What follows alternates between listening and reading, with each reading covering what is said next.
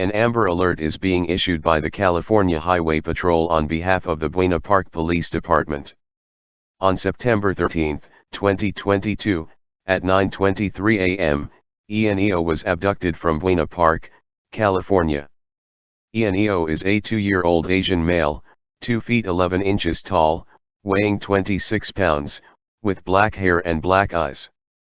ENEO is believed to be wearing a blue shirt and blue and white shorts. The suspect, EAS, a Hispanic male with an approximate age of 40.